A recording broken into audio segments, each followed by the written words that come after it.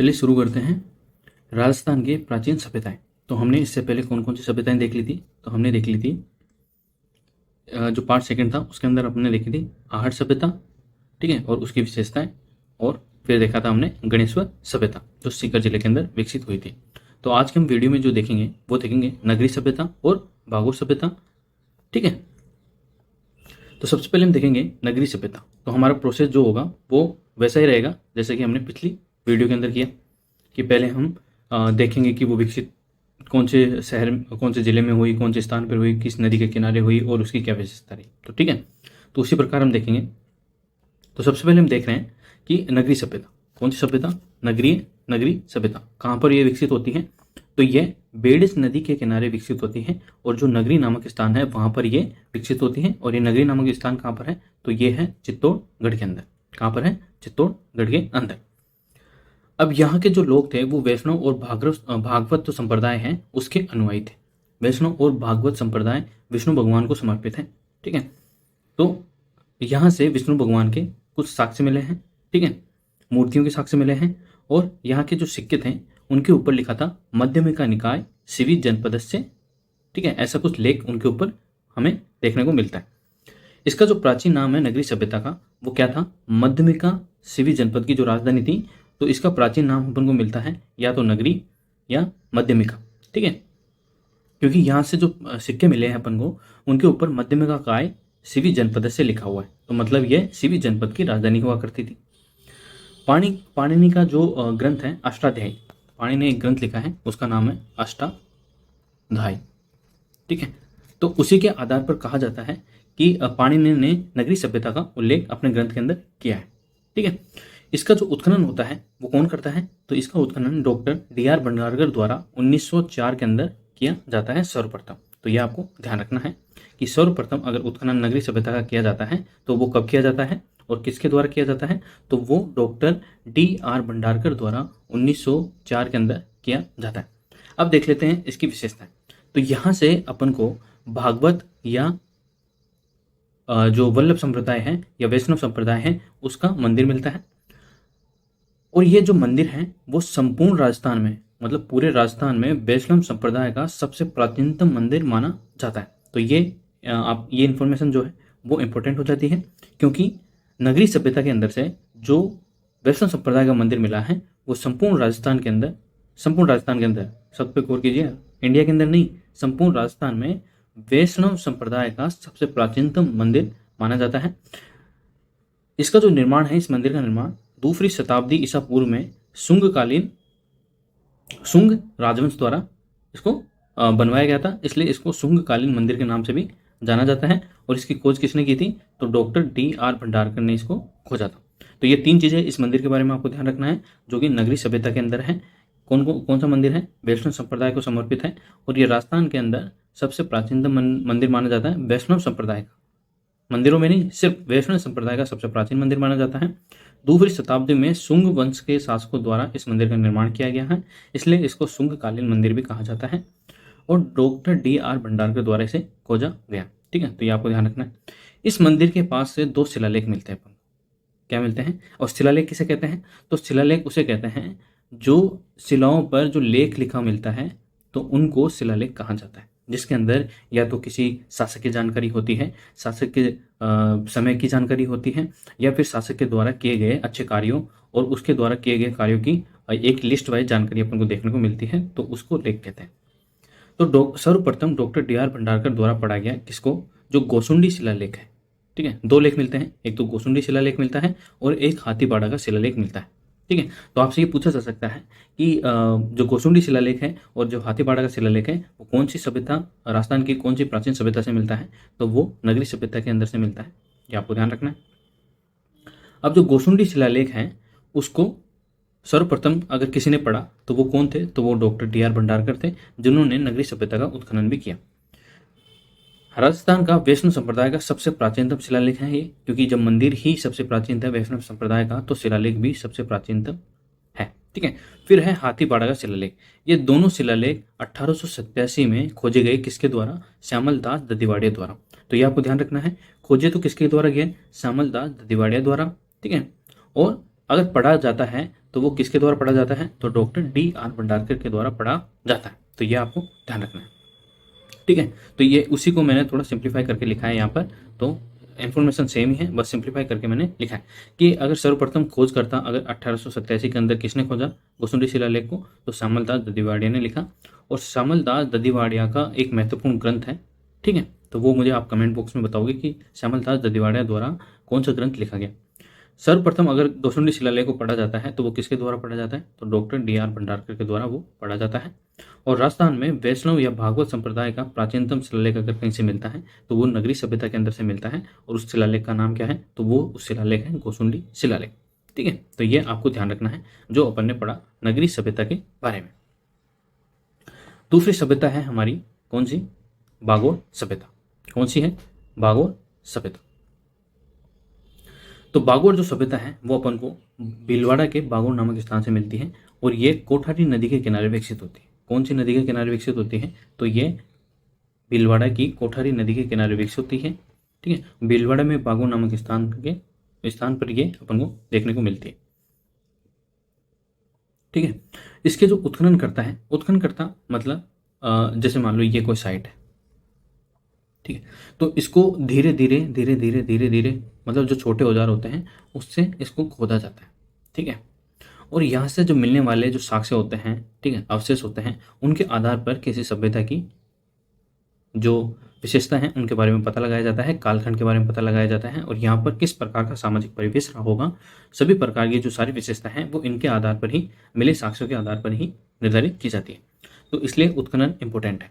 तो उत्खनन करता सर्वप्रथम अगर किसी ने इस सभ्यता को, बागोर सभ्यता को खोजा है, तो वो कौन थे, डॉक्टर वीरेंद्र नाथ मिश्र, और इनके जो सहयोगी थे वो थे डॉक्टर L.S. लेस्निक।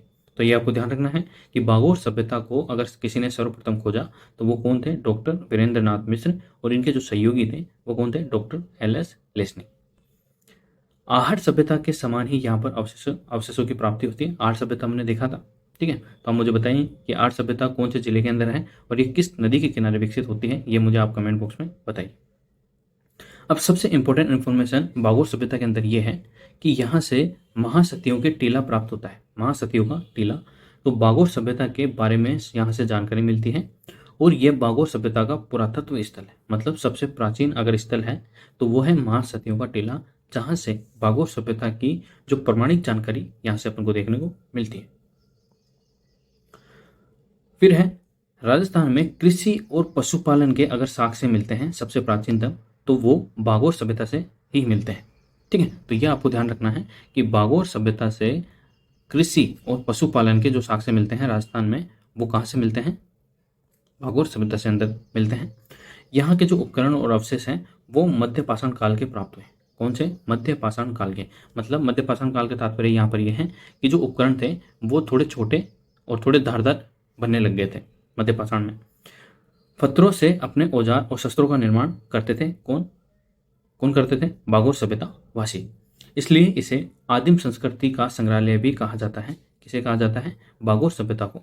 तो अगर आपसे पूछा जाए कि राजस्थान की वह कौन सी प्राचीन सभ्यता है जिसको आदिम संस्कृति का संग्रहालय कहा जाता है, तो वो है बागोर सभ्यता, ठीक है। और ये कहाँ देखने को मिलती है अपन को, भीलवाड़ा के बागोर में, जो कोठारी नदी के किनारे विकसित हुई थी, ठीक है। तो कोई भी सभ्यता जो प्राचीन सभ्यता है वो किसी न किसी नदी के किनारे ही विकसित हुई थी। तो ये डायरेक्ट वनडे एग्जाम के अंदर आपसे डायरेक्ट क्वेश्चन पूछा जाता है कि ये सभ्यता किस नदी के किनारे विकसित हुई थी, या कौन से स्थान पर या कौन से जिले के अंदर ये विकसित हुई थी, या इसके उत्खननकर्ता कौन थे, ठीक है। जैसे कि हाल ही के अंदर जो लैब असिस्टेंट का जो एग्जाम हुआ है उसके अंदर आपसे पूछा गया था कि कालीबंगा सभ्यता के जो उत्खननकर्ता थे वो कौन थे, ठीक है। तो हमने पढ़ा कि कौन थे, अमलानंद घोष थे, ठीक है। तो ये हमने बागोर सभ्यता देख ली।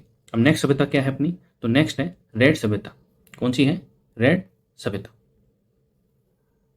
ये RED वाला रेड नहीं है, ये रेड सभ्यता है, ठीक है। सिविलाइजेशन है रेड सिविलाइजेशन।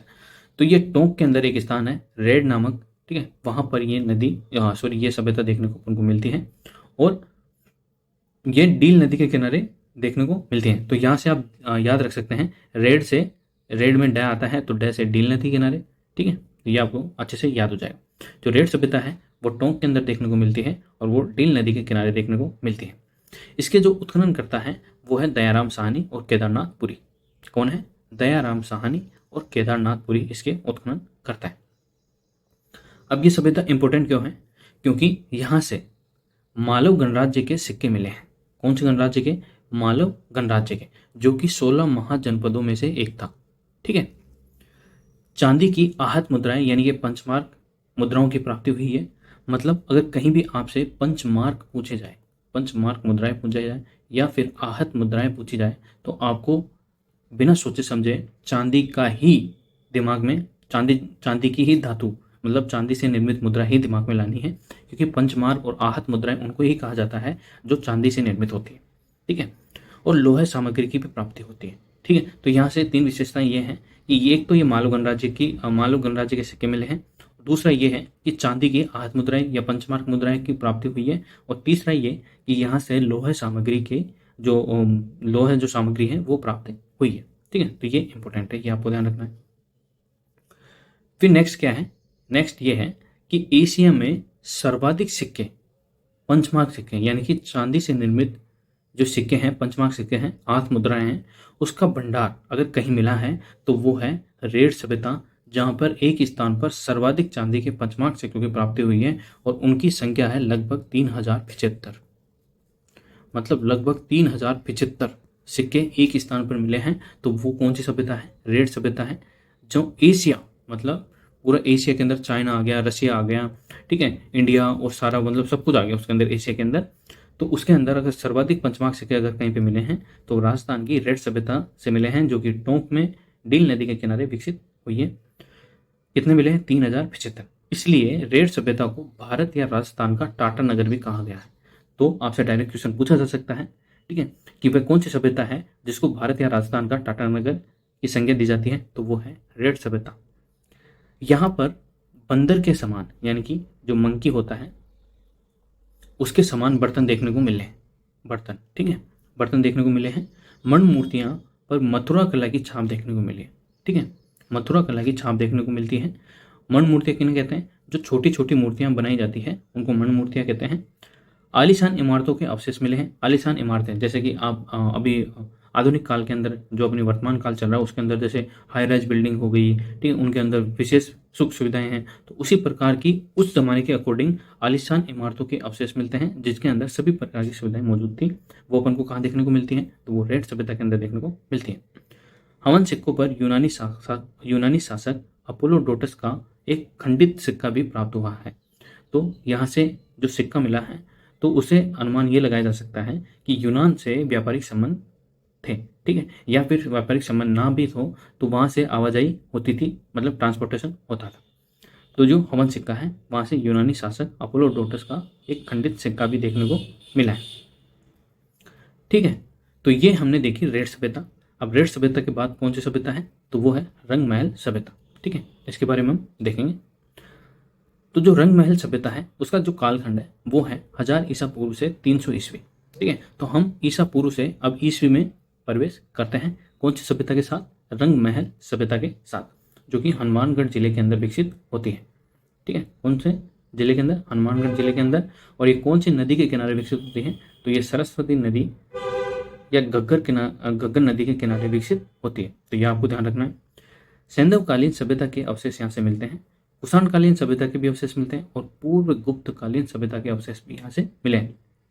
तो ये सभ्यता क्यों इंपॉर्टेंट है? क्योंकि यहाँ से 3 सभ्यताओं के अवशेष अपन को देखने को मिलते हैं। कौन कौन से? तो सैंधवकालीन मतलब सिंधु घाटी सभ्यता के, कुषाणकालीन जो कनिष्क था, हुविस्क था, कुजुल कडफिसस था, ठीक है, तो वो फिर है गुप्तकालीन, ठीक है, चंद्रगुप्त, तो वो सारे यहाँ से अवशेष इनको देखने को मिलते हैं। 3 सभ्यताओं के यहाँ अवशेष देखने को मिलते हैं। योद्धव गणराज्य की राजधानी जो रंग महल थी वो योद्धव गणराज्य की राजधानी थी। और योद्धव गणराज्य क्यों कहा जाता था इसे? क्योंकि यहाँ से योद्धा सैनिकों की अधिकता अधिक थी। ठीक है, मतलब सैनिकों की जो योद्धा थे, सैनिक थे, उनकी अधिकता यहाँ से अधिक थी, इसलिए इसको योद्धव गणराज्य की राजधानी कहा गया। उत्खनन के दौरान मणि मूर्तियों पर गांधार शैली की छाप देखने को मिलती है। जैसे कि हमने देखा कि जो रेड सभ्यता थी उसके अंदर अपन को मथुरा कला शैली की छाप देखने को मिलती है, वैसे ही जो रंगमहल सभ्यता है, ठीक है। उसके सिक्कों पर या उसके मण मूर्तियों पर यानी मध्य बाण पर जो छोटी छोटी मूर्तियां थी उनके ऊपर अपन को गांधार शैली की छाप देखने को मिलती है, तो यह आपको ध्यान रखना है। फिर नेक्स्ट क्या है, तो नेक्स्ट है कि कुछ पंचमार्क सिक्कों की प्राप्ति होती है। हालांकि यहाँ से सिक्के कुछ खास नहीं मिलते हैं, लेकिन फिर भी कुछ पंचमार्क सिक्के यहाँ पर देखने को मिलते हैं। पंचमार्क मतलब वही चांदी की यानी कि सिल्वर की, जो सिल्वर धातु है उससे निर्मित सिक्के। कनिष्क प्रथम जो कि कुषाणकालीन शासक था, और तृतीय, ठीक है, कनिष्क प्रथम और तृतीय के काल के कुछ सिक्के भी यहाँ पे देखने को मिलते हैं। वासुदेव काल के सिक्कों की यहाँ से प्राप्ति होती है, जो कि चौहान वंश की जानकारी मिलती है, क्योंकि वासुदेव चौहान था, ठीक है, तो उसी के काल के सिक्के मिलते हैं जो चौहान वंश की जानकारी को दर्शाते हैं। चावल की खेती यहाँ देखने को मिलती है, और क्योंकि चावल मुख्य भोजन के अंदर शामिल था, इसलिए यहाँ पर चावल की खेती सर्वाधिक होती थी। तो आपसे ये भी पूछा जा सकता है कि वह कौन सी सभ्यता है, राजस्थान की प्राचीन सभ्यता है जिसके अंदर जो चावल है वो मुख्य भोजन का भाग था, तो वो है कौन सी सभ्यता, रंगमहल सभ्यता। यहाँ के जो उत्खननकर्ता थे वो कौन थे, डॉक्टर हन्नारिड के निर्देशन पे यहाँ पर उत्खनन किया गया। डॉक्टर हन्नारिड कहाँ के थे, तो वो थे स्वीडन के। कहाँ के थे, स्वीडन के थे। तो ये हमने देख लिया रंगमहल सभ्यता। अब एक छोटी सी सभ्यता और है, पीलीबंगा सभ्यता, तो वो भी हम देख लेते हैं। कौन सी सभ्यता, पीलीबंगा सभ्यता। तो पीलीबंगा सभ्यता हनुमानगढ़ जिले के अंदर ही मिलती है अपन को देखने, और सरस्वती और घग्गर नदी के किनारे ही ये विकसित होती है। तो इसके अंदर 3-4 फैक्ट हैं जो आप देख लीजिए एक बार। ये यहाँ से सिंधु सभ्यता के अवशेष देखने को मिलते हैं, जो सिंधु घाटी सभ्यता है उसके अवशेष देखने को मिलते हैं। विशेष प्रकार का घड़ा देखने को मिलता है। घड़ा मतलब जैसे मिट्टी का बना होता है, ठीक है, तो ये विशेष प्रकार का घड़ा, विशेष प्रकार क्यों कहा है, क्योंकि इस घड़े पर अलंकरण देखने को मिलता है, ठीक है। और बाबा रामदेव का मंदिर में यहाँ से मिला है। बाबा रामदेव जो कि पीर बाबा भी कहा जाता है जिसे, और पंच पीरों के अंदर शामिल है, ठीक है। तो पंच पीरों के अंदर बाबा रामदेव शामिल हैं और इनको पीर बाबा भी कहा जाता है। तो पीलीबंगा सभ्यता से हमको बाबा रामदेव का मंदिर देखने को मिलता है, और यहाँ से पीपल वृक्ष का प्रमाण भी मिलता है। तो मतलब पीपल वृक्ष का प्रमाण मिलने का तात्पर्य यह है कि ये पीपल वृक्ष की पूजा करते थे, यानी कि प्रकृति प्रेमी थे, ठीक है, पीलीबंगा सभ्यता के लोग। तो आज हमने कौन कौन सी सभ्यता देख ली, हमने देखी सबसे पहले तो हमने कौन सी देखी, नगरीय सभ्यता, ठीक है।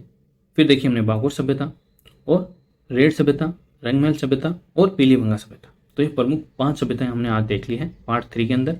अगर आपको ये वीडियो पसंद आया है तो वीडियो को लाइक करें, शेयर करें और चैनल को सब्सक्राइब कर लें, ठीक है। Thank you.